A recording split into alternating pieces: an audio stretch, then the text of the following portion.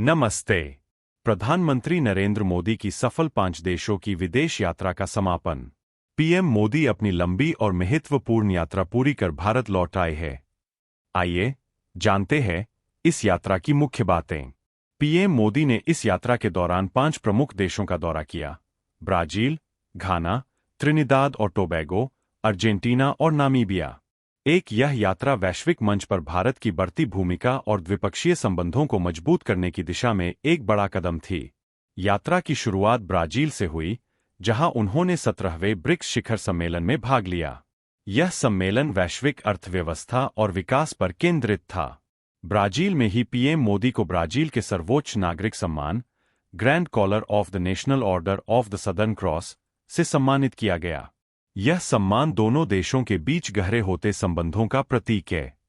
इसके बाद वे घाना पहुंचे। घाना के साथ कृषि, शिक्षा और ऊर्जा जैसे क्षेत्रों में कई महत्वपूर्ण समझौतों पर हस्ताक्षर किए गए। भारत ने घाना में कई विकास परियोजनाओं के लिए समर्थन का आश्वासन भी दिया, जिससे अफ्रीका के साथ भारत के संबंधों को नई दिशा मिली। कैरेबियाई देश त्रिनिदाद और टोबैगो में पीएम मोदी ने भारतीय प्रवासी समुदाय से मुलाकात की और सांस्कृतिक आदान प्रदान को बढ़ावा देने पर जोर दिया। यह दौरा भारत की लुक वेस्ट नीति का एक महत्वपूर्ण हिस्सा था।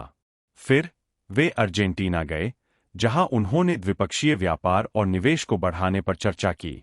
अर्जेंटीना के साथ कृषि, रक्षा और ऊर्जा के क्षेत्र में सहयोग बढ़ाने के लिए कई समझौते हुए। G20 जैसे बहुपक्षीय मंचों पर भी दोनों देशों ने आपसी समन्वय पर सहमति जताई। यात्रा का अंतिम पड़ाव था नामीबिया। यहां ऊर्जा, खनिज और वन्यजीव संरक्षण जैसे क्षेत्रों में सहयोग को लेकर महत्वपूर्ण बातचीत हुई। भारत और नामीबिया के बीच सामरिक साझेदारी को मजबूत करने पर बल दिया गया। यह 5 देशों की यात्रा न केवल भारत के वैश्विक संबंधों को मजबूत करने वाली थी, बल्कि इसने विभिन्न क्षेत्रों में आपसी सहयोग और विकास के नए द्वार भी खोले। प्रधानमंत्री मोदी के इस सफल दौरे से भारत की छवि एक मजबूत और विश्वसनीय वैश्विक भागीदार के रूप में और भी निखरी है।